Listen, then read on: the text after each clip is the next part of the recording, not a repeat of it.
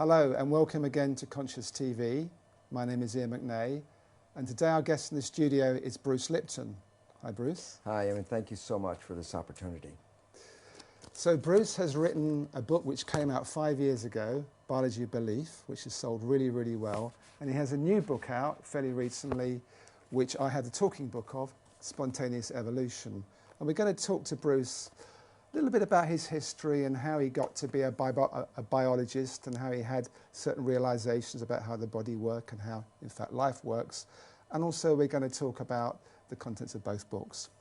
So let's start, first of all, Bruce, with an experience you had when you were 7 years old at school and you first looked into a microscope. So I think that was the beginning of a change in your life, wasn't it? Well, it was absolutely a big change in my life. You know, being a little kid at 7 years old, the whole world is bigger than you are. And when I looked into a microscope for the first time and saw like an amoeba moving around and a paramecium darting about here and there, in my little child mind, I thought, oh my gosh, they're not like pinballs bouncing around. They have intentions, they're moving, they're like little people. So I grokked this idea of cells are like miniature people. And I'm very excited because there was a world smaller than me. So it was like, as a young kid, that became, oh, I'm looking into another world. And it's interesting because while I was 7 years old when I did that, my fascination with microscopy and biology continued until I was in graduate school and had then graduated to electron microscopy and now was flying through the structure of the atoms and the molecules making up a cell. So basically was seeded at 7 and matured by the time I got into graduate school. And your mother brought you your own microscope, so you were able to do this at leisure and find more and more about how everything worked? Oh, I was, as a kid, I just got so caught up with it. I remember I spent one entire summer because I wanted to take a photograph through the microscope. And I knew I could see it, but every time I held the camera up, I tried to do it. And it took me about a summer, and I finally, at the end of the summer, got a microscope after probably hundreds of dollars worth of photographic material. But it was like my persistence of I wanted to see and study these images in the microscope. So you eventually became a biologist. What did you actually learn then? Well, it was interesting because I became a biologist, a developmental cellular biologist. I'm working on cells, of course, and in my graduate work, I was cloning stem cells. And it's interesting because a lot of people think stem cells are something brand new that just came into this world recently. And the fact was, I was cloning stem cells back in 1967, 40 years ago. And the significance was, while I was doing this research, I was also teaching medical students. So I was teaching medical students the foundation of how cells work, the conventional story out of the textbook, genes control life, what we called it genetic determinism, the belief that genes control your traits, behavior, your physical characteristics, etc. And what my research revealed when I was studying the stem cells was this, very profound. I put one stem cell in a petri dish all by itself, and it would divide every 10 to 12 hours. So it'd be 2, 4, 8, 16 cells, 32 cells. After about 2 weeks, I have thousands of cells in the petri dish, but what was unique, they were all genetically identical. But then I did the experiment. The experiment was to take some cells out of the dish and put them into a separate dish with a different environment. Okay. And so the environment is a culture medium, but the culture medium to cells is like the world that we live in. It's got the air, the water, the food, all the things in it. So I take the cells out of my stem cell dish, put them in a separate dish with a different environment, and the cells form muscle. But then I went back to the same dish with genetically identical cells in it and took some cells out and put them in a different environment, and they form bone. And then I went back to the same dish with genetically identical cells and put them in a third petri dish with a different environment, and they formed fat cells. And there I was confronted with this reality. All the cells are genetically identical, but they had different fate, fat, muscle, bone. And I said, simple question, what controls the fate of cells? And the answer is the environment. It was the only thing that was different because they were all genetically identical. So I started to really say, oh my goodness, here I am teaching genes control life to the medical students, and yet the cells were revealing to me that, hey, they all had the same genes, but it was the environment that I put them in, and so the environment controlled their life. And a very simple experiment that is very profound for us today is, if I took my dish with plastic petri dish with cells in it and moved it from a healthy environment to a less than healthy environment, the cells get sick. And if I were a doctor of cells, you might say, well, what kind of drugs would you give these cells? And it turns out No, you don't give the cells any drugs. You just take the dish from the bad environment, put it back into a good environment, and the cells will innately, naturally come back to health again. So how did this realization impact you at the time? Because you were teaching something completely different. Yes. You did this experiment and you realized what you were teaching wasn't the full truth. Oh, absolutely. And then I had a problem with my colleagues because, first of all, they doubted my work, and then I brought them into the experiments and I had them observe them, watch them, and they all said, wow, yeah, the environment controls the cells. But they wanted to marginalize it, so they would say, oh, that's an exception or an anomaly because we're teaching genetic control. It didn't fit the story. The net result, what it led me to do was I had tenure. I had tenure at the university. I walked out of the university and said, look, I can't keep my integrity and at the same time teach something I know was patently wrong. So I walked out because I saw that teaching the belief that genes control life was very, very incorrect. And it's very interesting because I did that in 1970. Now that's like 40 years ago. And guess what? The new science that is just coming into the forefront of our world today is something called epigenetic control. What I was teaching was genetic control, control by genes. The new science, which is now coming around, is called epigenetic control. And what that means, you understand the prefix epi means above. So you say epidermis, that means the layer above the dermis, skin. If I say epigenetic control, literally it says control above the genes. And this is the new science. And why is it profound? Because when you teach genetic control, you teach victimization. You didn't pick the genes as far as we know. The genes control your traits. You can't change the genes, so you become victimized by your heredity.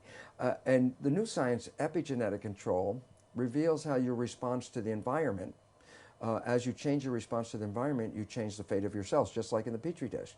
That makes you a master, because you are the one that has the opportunity to change your perception and response, so therefore you're the one that controls your genes. But it took you some time, didn't it, to actually incorporate that in your life? Because I know in the Biology of Belief, your book, you talk about you went through a very unhappy period. Yes. Your father was dying of cancer. You had a very messy divorce from your first wife, and you weren't happy.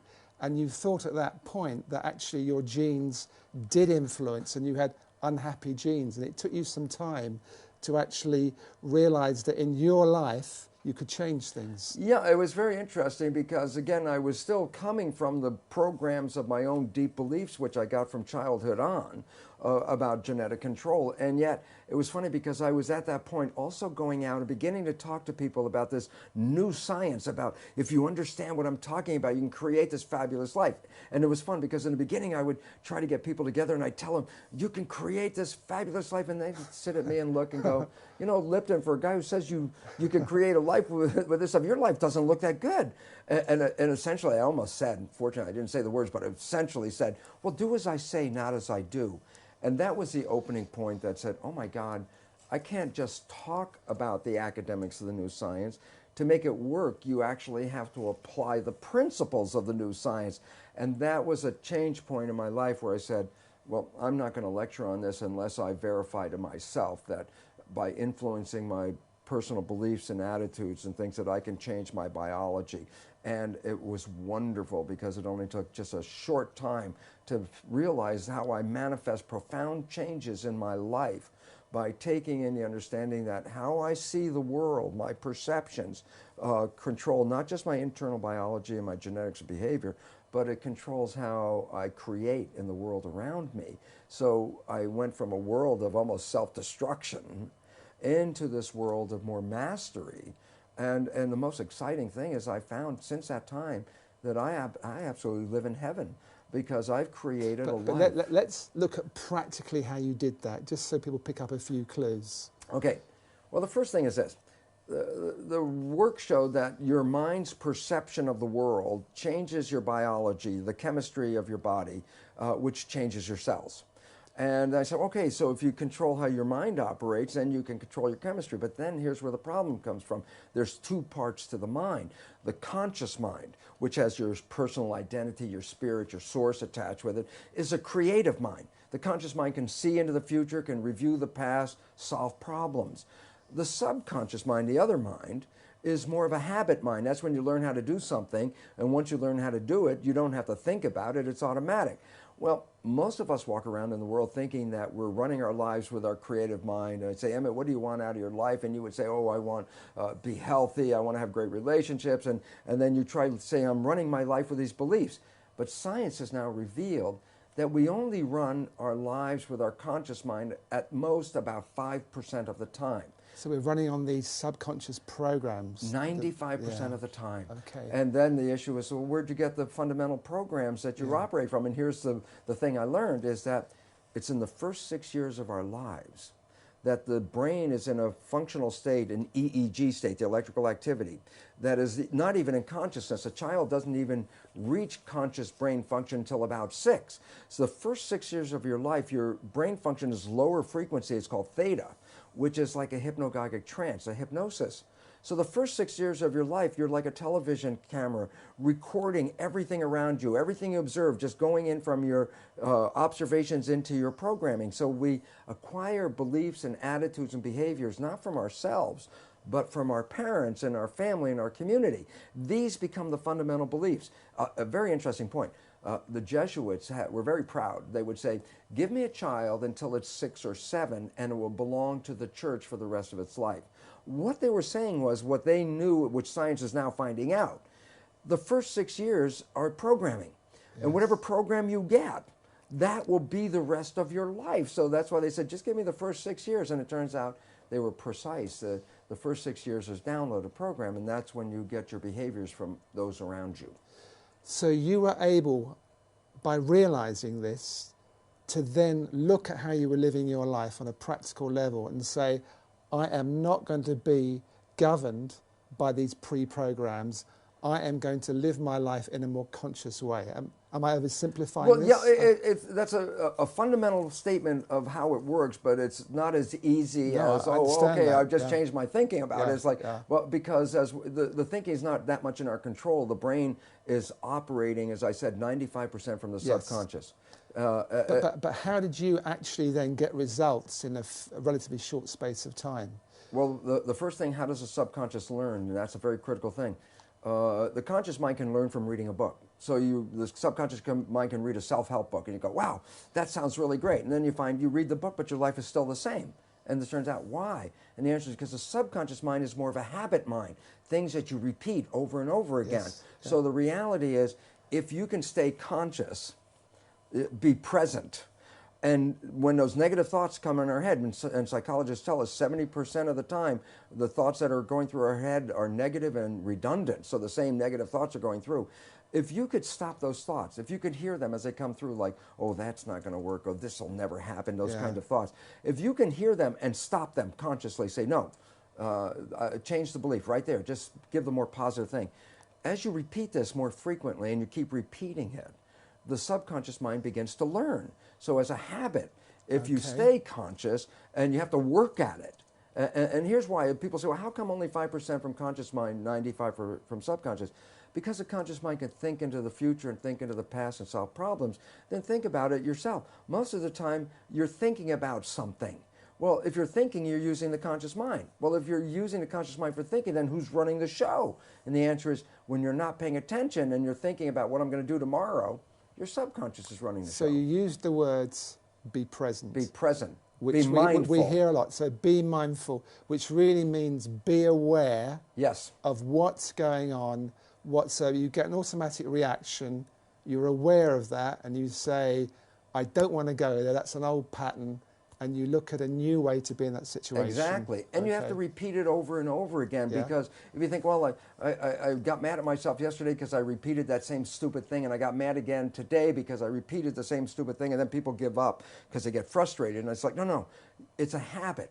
So you have to every day, but ultimately you can repeat it. Yet there are, fortunately now, very many new healing modalities that can help you rewrite the subconscious beliefs much faster. So I get very excited because some of this may take work for people, because you have to really be present, and yet we're so bombarded with information and our lives are so busy that our conscious mind is almost always wandering, trying to resolve issues and problems and things we have to work out, which then means the subconscious mind is running the show. Yeah. And it's very interesting because most people will be very familiar with this story. I tell it to my audiences and they all laugh because they're familiar with it. I say, look, you have a very close friend. You know your friend's behavior. And you happen to know your friend's parent. And at some point you see that your friend shares the same behavior as their parent. So you casually volunteer, you go, you know, Bill, you're just like your dad. And that's when you have to back away from Bill. Because Bill's the first guy that says, how can you compare me to my dad? And everyone laughs because they're familiar. But I say, no, there's two very profound points from that one story. And profound point number one, everybody else can see that Bill behaves like his dad. He got his programming from his dad. It's only Bill who doesn't see it. Yeah. And profound point number two, we're all Bill. Because all of us got programming and all of us operate with these programs and we don't even see we're doing it, that we even when told we're doing it will deny that we do these behaviors because we don't even see when we're doing it. That's why it's called subconscious, below conscious. Because you went from, and I'm quoting from your book, wanting to be anyone but me, yes, to being, I think you quote yourself as the happiest man in the world. You felt so happy. Oh so my you gosh. proved that this can work. Well, I had to because I said when I first started talking about it, it was from an academic conscious point of view. This is what I learned. But my subconscious programs were still exactly the same. So while I had this wonderful knowledge, my life still wasn't anything I wanted to brag about it because it wasn't.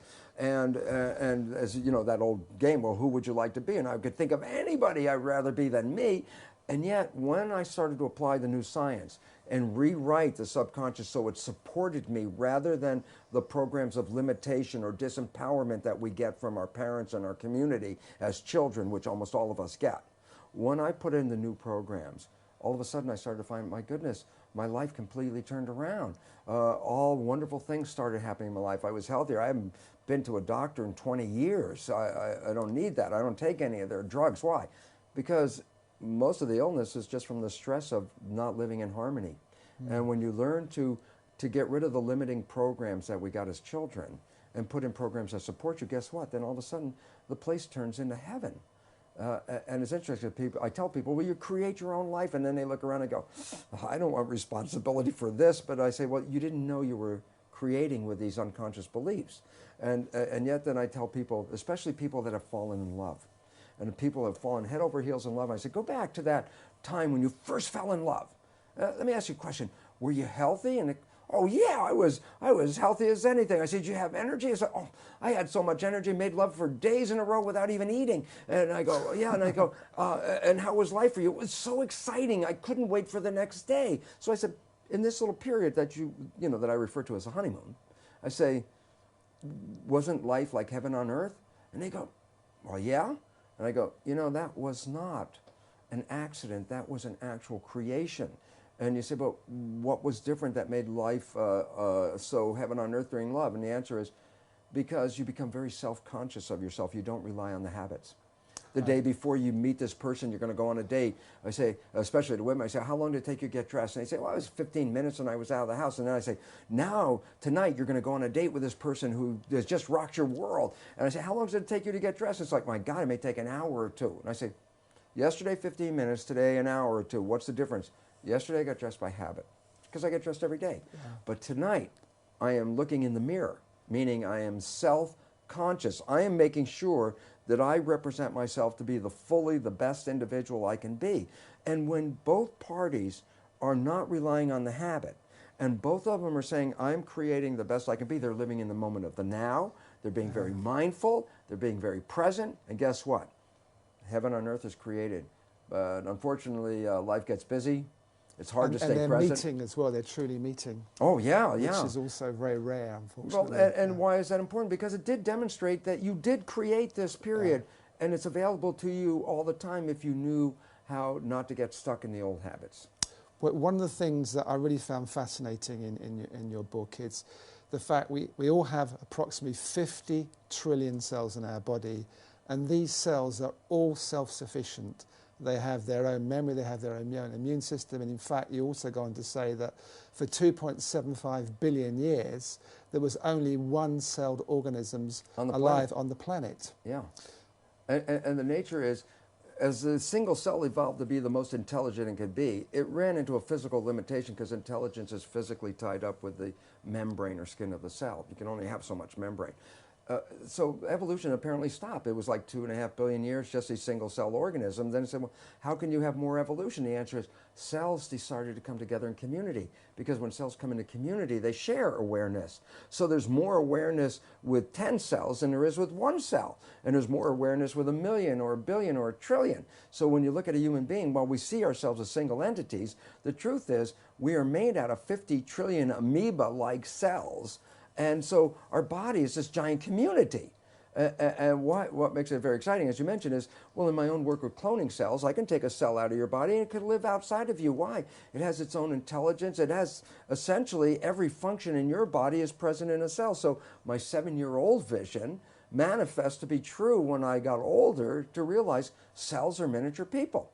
And then you say, well, what about happens in the human body? And I go, this is where the issue comes in, is because you have 50 trillion cells living in community, but your mind is the government. When a government works in harmony with the people, then the people thrive and the community is in good health and grows.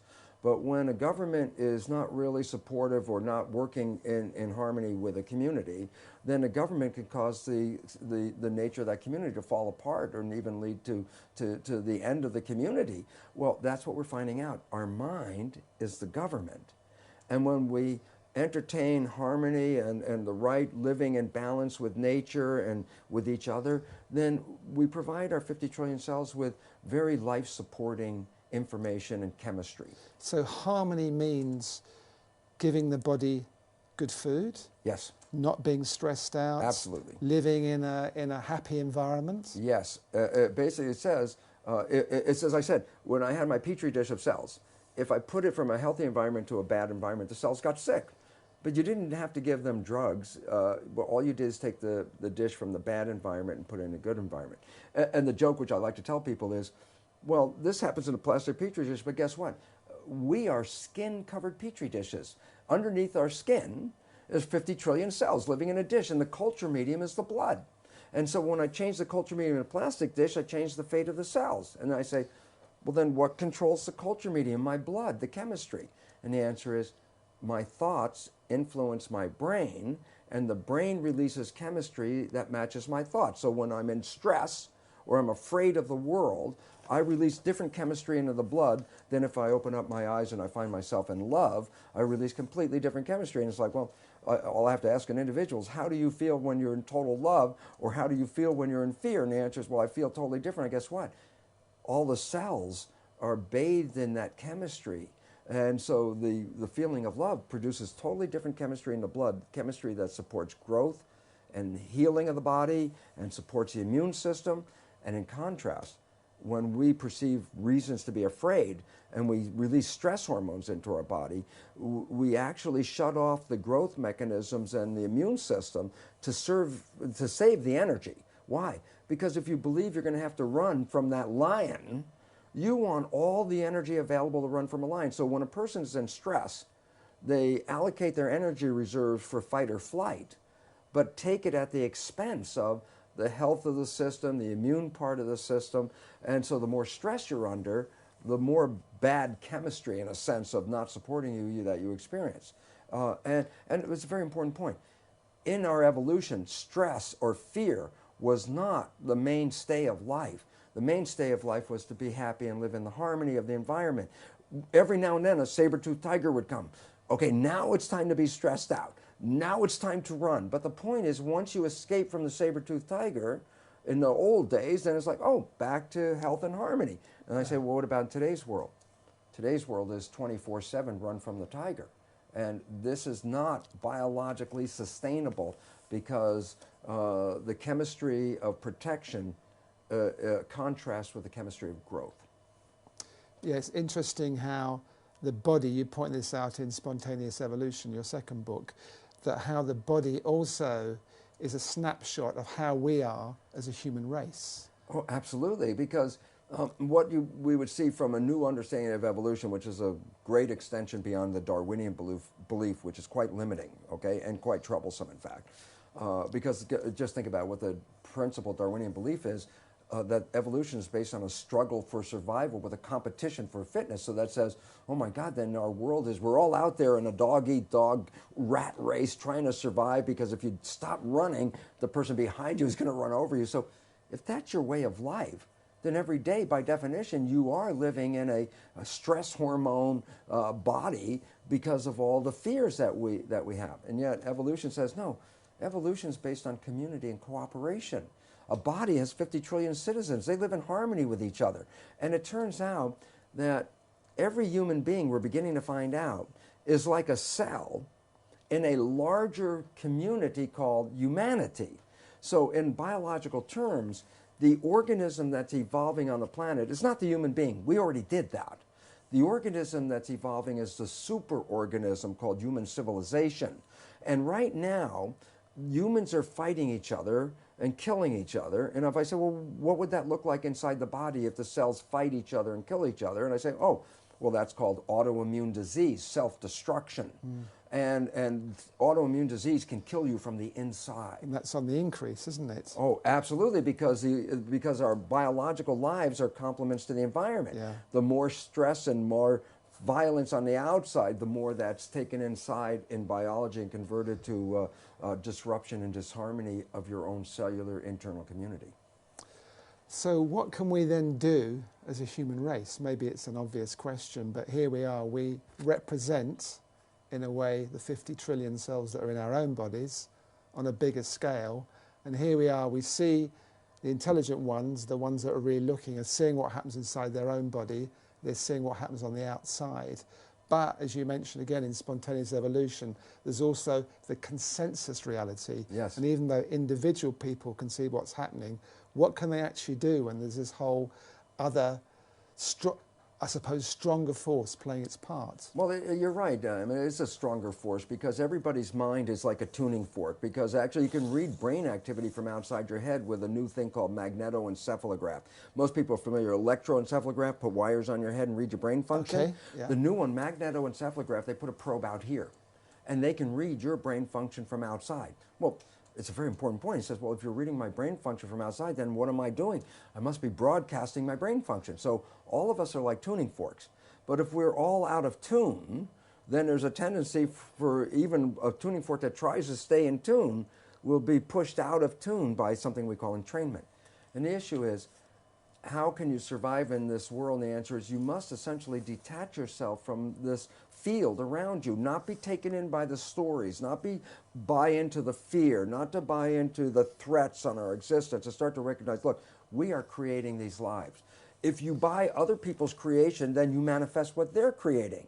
If you want what you want, then you have to not get engaged. And the more conscious you become, the less you are affected by the outside fields. And so this rising consciousness that we're seeing is the evolution of humanity to rise above the noise of the background and recognize you're the creator, just like we talked about. If you can create a honeymoon for yourself while you're in love, and everyone started to create a honeymoon for themselves, then all of a sudden the concept of war and violence would disappear, because if everybody's in love and everybody's in harmony and everybody's so excited by being here, then the competition and violence that we live by because of today's beliefs would disappear.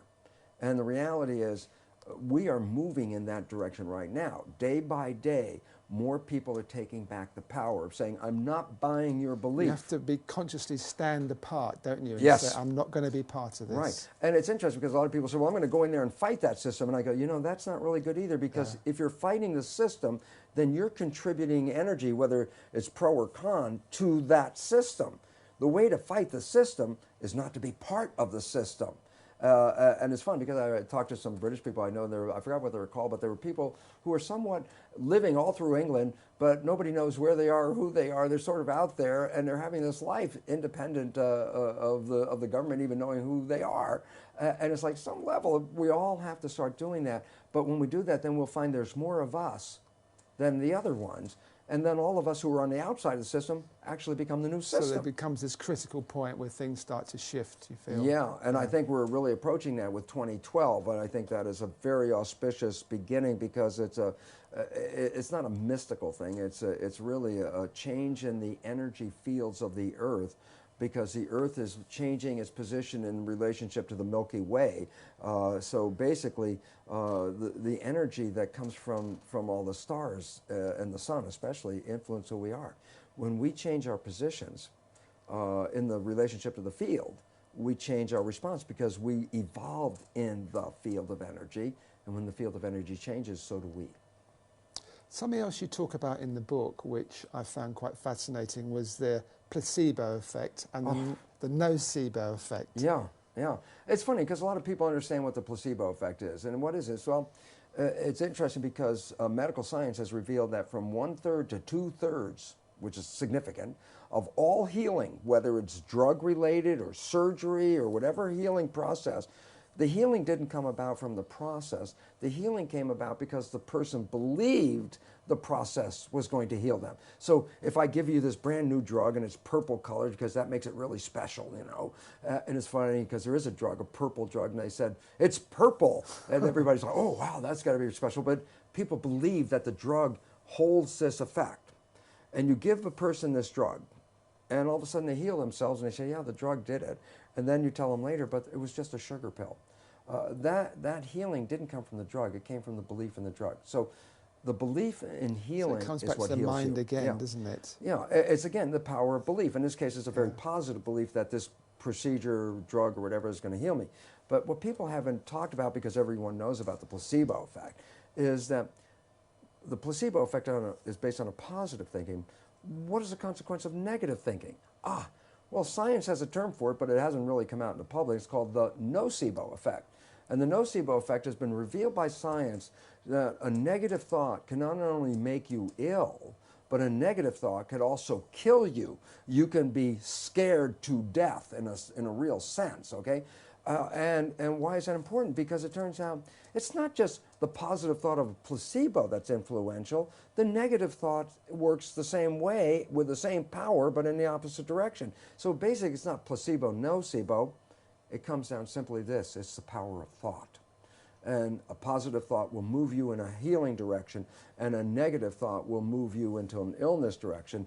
But before I get off that topic, I don't want people to go out there in the audience and go, oh, one of those positive thinking kind of guys. And it's like, it's more than just positive thinking. It's a commitment and an intention of positive thinking. It also really needs the support of your subconscious belief. Because if your subconscious belief is going, oh, that new age weirdo stuff, if that's what your subconscious is programmed to believe, and yet your conscious mind is the one that says, I will think positive thoughts, and I go back to the data. Only 5% of your life is coming from the conscious mind. So if you're only entertaining a positive thought with your conscious mind, you're only contributing 5% of that to your life. 95% of your life is still coming from the subconscious. And if the subconscious doesn't hold those beliefs, then you're actually fighting yourself and not likely to realize the expression of a positive thought. So let's look at this again practically. So someone's not feeling well, they've got, I don't know, they've got the flu, or they've got something wrong with their stomach or something. What should they practically do? They should presumably go to the doctor and get a diagnosis. Would you go along with that? I'm just trying to see where this goes in day-to-day life. Well, I wouldn't say don't go to a doctor, but I say before you go to a doctor, just look around and think about this. What's going on in your life? Where the stress is coming from? Because it's almost your physiological expression is a complement to your life experiences. Those people that are happy are healthy. As I said, when you're in the honeymoon, you didn't get sick in the honeymoon. That's when you're absolutely healthy. But when you got caught back up into real life, that's when illnesses start to occur. So we always look at, oh, I must be sick. There must be something wrong with my biology. When it turns out, it didn't begin with your biology. Only about 2% of illness is actually connected to genetics, let's say. 98% of illness is not just genetics, it's environment. So when a person says, oh, I have the breast cancer gene, and people think, oh, I'm going to get breast cancer. And I say, well, wait. 50% of women that have the breast cancer gene get cancer. What about the 50% that have the gene and didn't get the cancer? And we never study that side. We only study the side that got the cancer. And you find out, well, what is it that the 50% do that don't have the cancer yet have the gene? What's different? The answer is their lifestyle is different. Their stresses, their fears, their concerns are not the same as the one that get the illness. The genes are like give you a propensity to get a disease, but that propensity is based on how you perceive life. And it's interesting, studies show that when children get adopted into a cancer family, the adopted child will get the cancer with the same percentage or probability as any of the natural sibling. And you say, but yeah, but the child came from totally different genetic stock. And the point is, yes, it wasn't the genes that promoted the cancer, it was the lifestyle that promoted the cancer, especially the lifestyle of stress.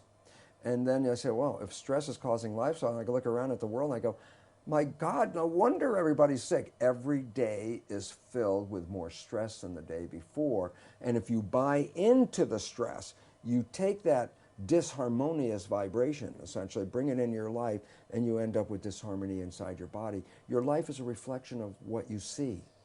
Yeah, it's a question of going back a few steps. That's what I'm hearing, and just looking to see, well, I'm not feeling well, and I had the same thing last year. What's behind that? Am I happy in my life? What is emotionally happening? Absolutely. What is happening physically? Am I doing the right things to support my body? Absolutely. It's a fundamental look, isn't it? I don't want to say don't go to the doctor, so I'll go back just 20 years ago, the last time I went to a doctor. Okay. I went to a doctor because I had pmonia. And I said to myself, well, yeah, I can see why. At that moment in my life, there was so much stress going on in my life that I could see I had opened my system up to that. But then I also realized, okay, well, I can, handle this with my consciousness. But then I realized the bacteria were doubling and they're growing faster than I can handle my consciousness. So I said, okay, now's the time for some penicillin. But the concept of it was, I don't rely on the penicillin, and all I had to say was, look, I get back on my feet and I go, it was my responsibility. And if I don't get into that same stressful situation again, then I won't have to go through this again. And it's been 20 years. So it's intelligent learning, isn't it? Yes. Don't discard the element of medicine until your consciousness gets high.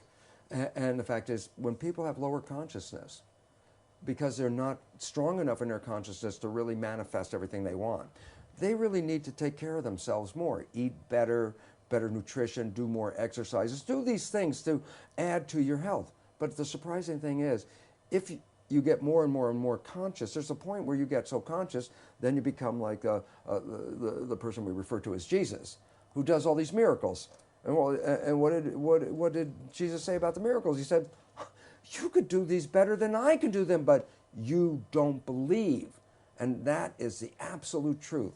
Because when you fully have control of your consciousness, with that belief, you do create the miracles. The miracles of spontaneous remission, for example, a person terminally ill who all of a sudden says, I'm not buying this.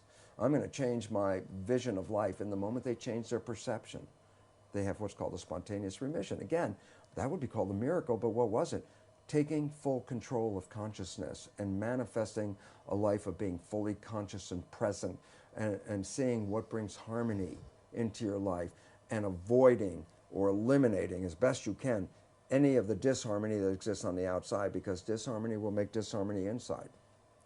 Yeah, how I'm hearing this is the subconscious you talked about early is often unconscious. Yes. And by what you're talking about, the subconscious, the unconscious becomes conscious. Yeah. And through that, change can happen. Where the consciousness can go back and review it, because the consciousness is the one that has a perspective.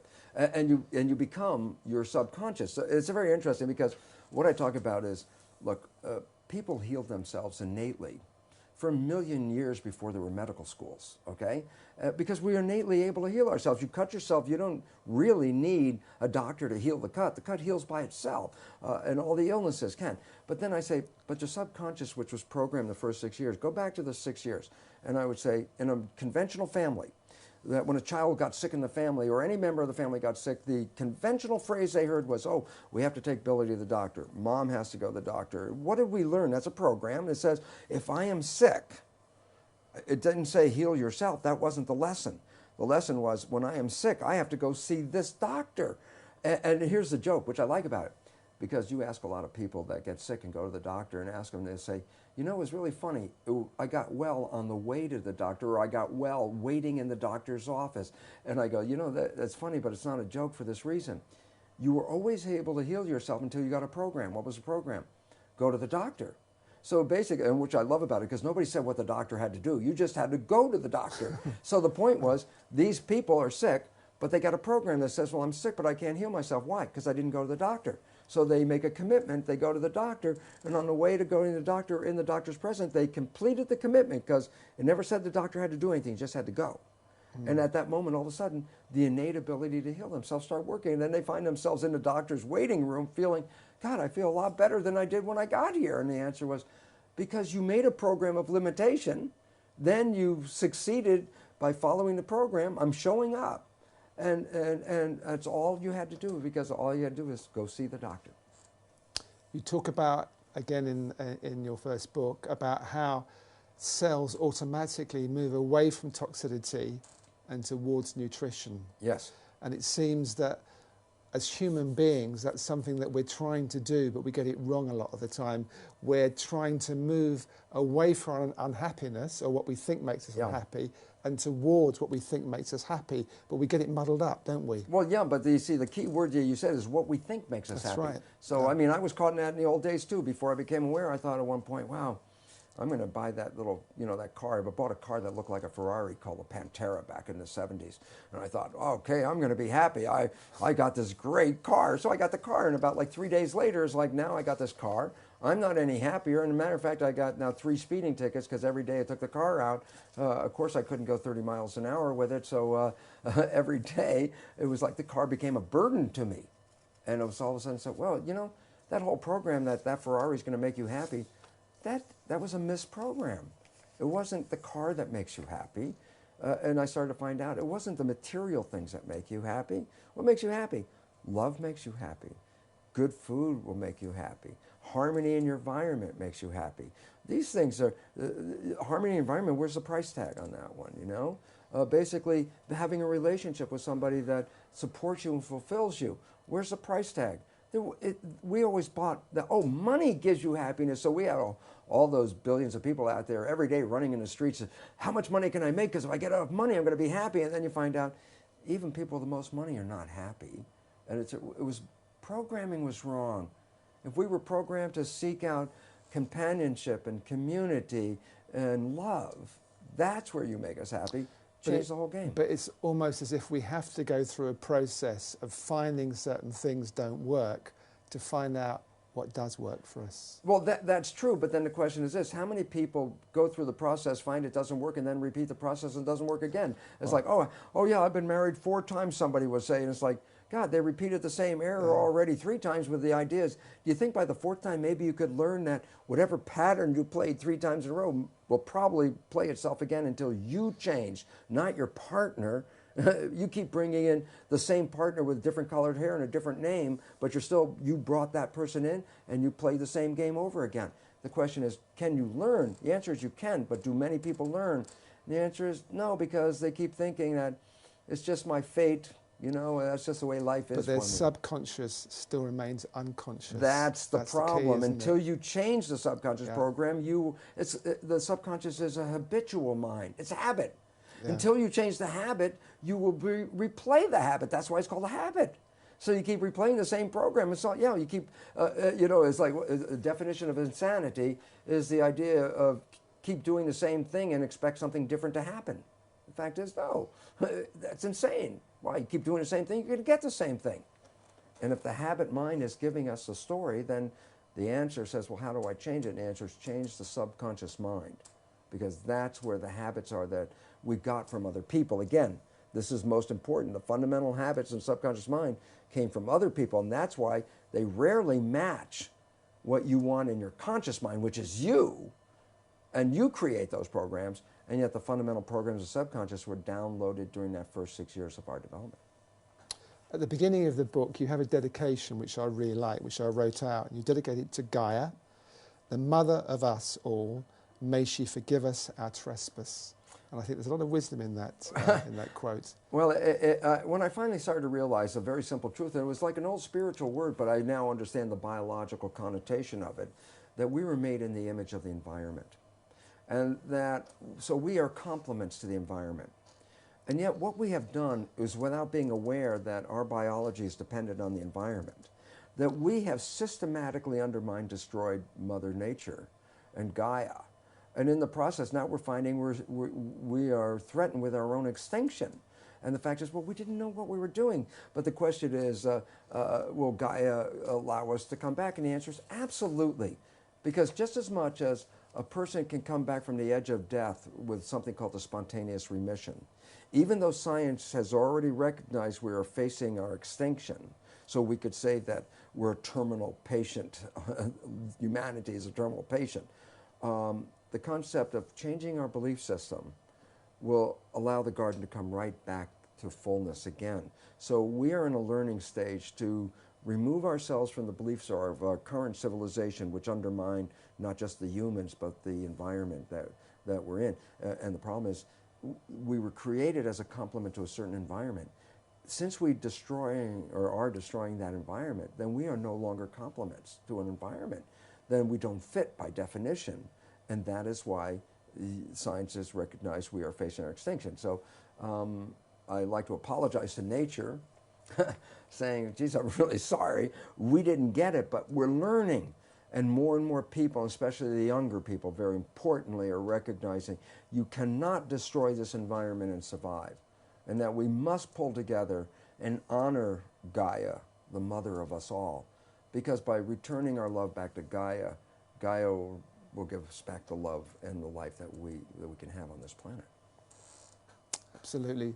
Something you look at in spontaneous evolution too is how science and spirituality are coming together. They used to be very separate. There used to be absolutely. The scientific world, which was very factual driven, and that's that, and you couldn't change it. And spirituality was trying to open up things, but they really are meeting now, aren't they? Yeah, it was interesting because the spiritual world of religion was talking about the invisible moving forces that shape the physical reality, and we call them spirit. And then science only came into existence because it made a detente with the church. In the very early days of science, it said, look, we won't tread on your invisible spiritual domain. We will just study the physical world.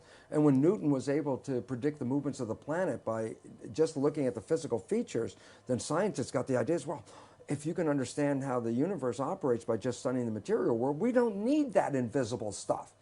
But in 1925, Newtonian physics was incorporated, subsumed by a bigger physics called quantum physics. And quantum physics emphasizes the universe is made out of energy, it's not made out of matter. And then I say, well, what does the quantum physicists call this energy that the universe is made out of? I say, well, they call it the field. I say, what's the definition of the field? I love this.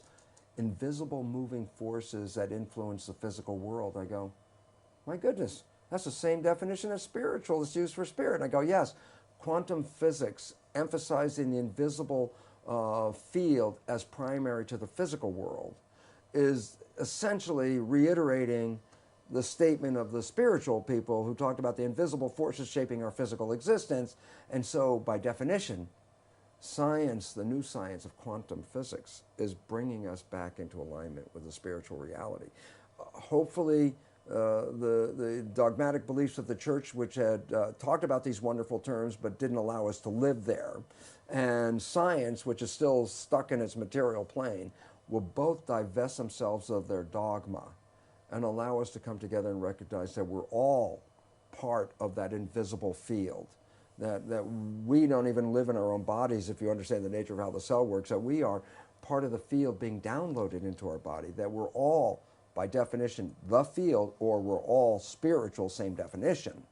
And if we recognize this, the unity of it, and that you cannot be taken out of the field, and you cannot be, in a sense, punished by the field, you are the field, then maybe the beliefs, those very restrictive beliefs from both science and from the dogmatic religion, will disappear, because the people owning their own spirituality, owning their own responsibility, and not saying, oh, it's spirits that did this or things, other factors, that we are the creators, will generate a new world. Because what I firmly believe is very simple. Go out and talk to the average person anywhere in the world and say, if you could create a world, what would you like? Well, I'd like a world where there's peace and harmony, and I'd like some food and a job. And I go, isn't it amazing how everywhere you go in the world, virtually the entire population has the same belief? I go, then how come we don't have any answers? Because the leadership isn't exercising that belief. So I trust the people to take over the leadership of this world, and that the structure that is actually in a state of collapse. when it collapses, this will be our opportunity to evolve from the very destructive Darwinian perception of a world into a more holistic holism that says we're all part of the same system, we're all cells in the same body, and when we work together, we will create magic on this earth like nothing has ever been seen before. So I'm very optimistic about that. I think that's a great place to finish, Bruce. Thank you very much. Thank you so very much. I so appreciate this opportunity. And I just want to do a little plug here for Bruce's two books, Belief of Biology, Biology of Belief rather, and Spontaneous Evolution, which I had as a talking book, which I really enjoy listening to in the car. So thank you, Bruce Lipton, and thank you for watching Conscious TV. Hope we see you again soon. Goodbye.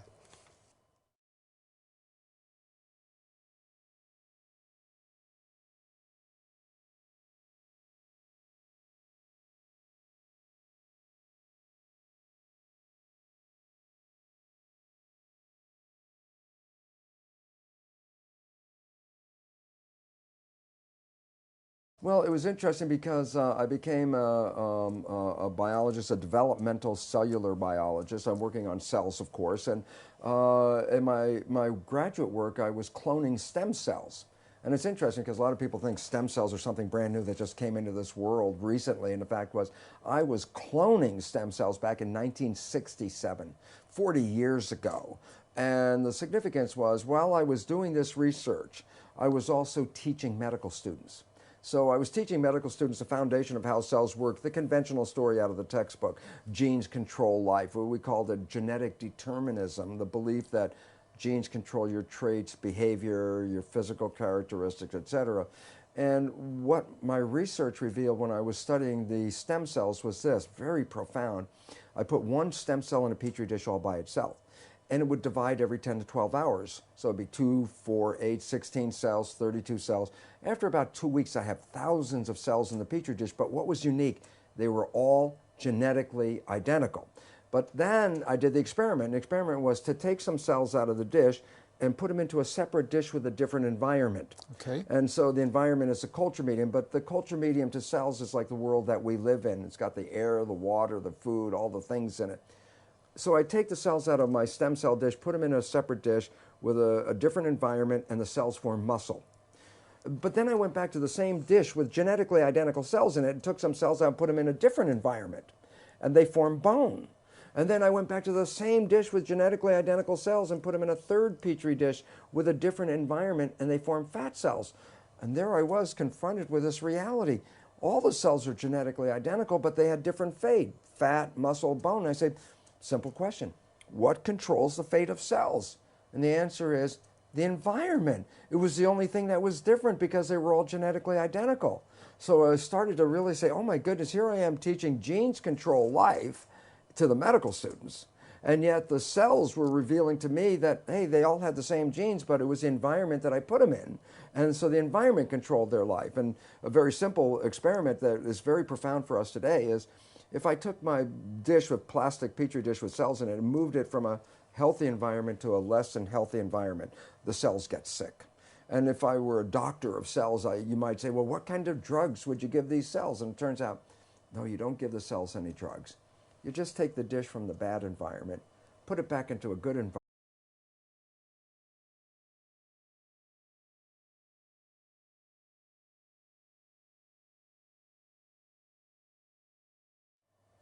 Hello and welcome again to Conscious TV. My name is Iain McNay, and today our guest in the studio is Bruce Lipton. Hi, Bruce. Hi, and thank you so much for this opportunity. So Bruce has written a book which came out 5 years ago, Biology of Belief, which has sold really, really well. And he has a new book out fairly recently, which I had the talking book of, Spontaneous Evolution. And we're going to talk to Bruce a little bit about his history and how he got to be a biologist and how he had certain realizations about how the body works and how, in fact, life works. And also we're going to talk about the contents of both books. So let's start, first of all, Bruce, with an experience you had when you were 7 years old at school and you first looked into a microscope. So I think that was the beginning of a change in your life, wasn't it? Well, it was absolutely a big change in my life. You know, being a little kid at 7 years old, the whole world is bigger than you are. And when I looked into a microscope for the first time and saw like an amoeba moving around and a paramecium darting about here and there, in my little child mind, I thought, oh my gosh, they're not like pinball environment, and the cells will innately, naturally come back to health again. So how did this realization impact you at the time? Because you were teaching something completely different. Yes. You did this experiment and you realized what you were teaching wasn't the full truth. Oh, absolutely. And then I had a problem with my colleagues because, first of all, they doubted my work, and then I brought them into the experiments and I had them observe them, watch them, and they all said, wow, yeah, the environment controls the cells. But they wanted to marginalize it, so they would say, oh, that's an exception or an anomaly because we're teaching genetic control. It didn't fit the story. The net result, what it led me to do was I had tenure. I had tenure at the university. I walked out of the university and said, look, I can't keep my integrity and at the same time teach something I know was patently wrong. So I walked out because I saw that teaching the belief that genes control life was very, very incorrect. And it's very interesting because I did that in 1970. Now that's like 30, 40 years ago. And guess what? The new science that is just coming into the forefront of our world today is something called epigenetic control. What I was teaching was genetic control, control by genes.